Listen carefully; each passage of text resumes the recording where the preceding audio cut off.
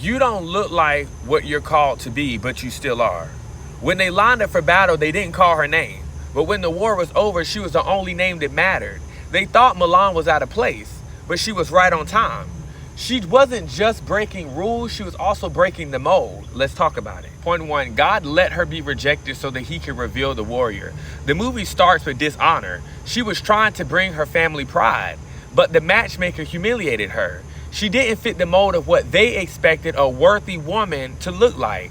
But the rejection was a setup. God didn't let the matchmaker approve her because he had a different match in mind, a spiritual one, not for a husband, but for a war. Some of y'all think that you're broken because you don't fit. But what if God is saving you for something they weren't built to handle? Point 2.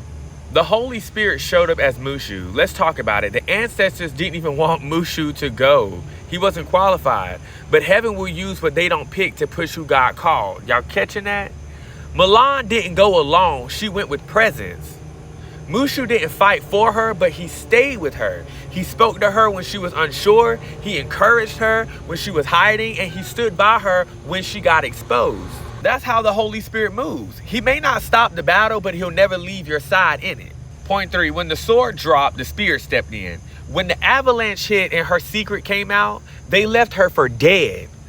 They left her for dead, stripped her of her armor, took her badge, and she still said, I gotta go back. Because when purpose is on your life, you don't need a uniform to be effective.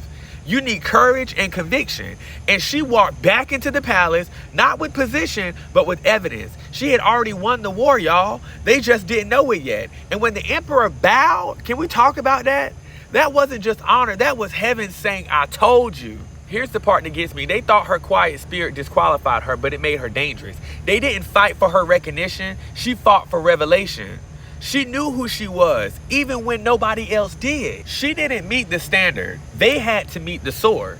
God didn't anoint her to be accepted. He anointed her to be effective. Now hold that in your spirit.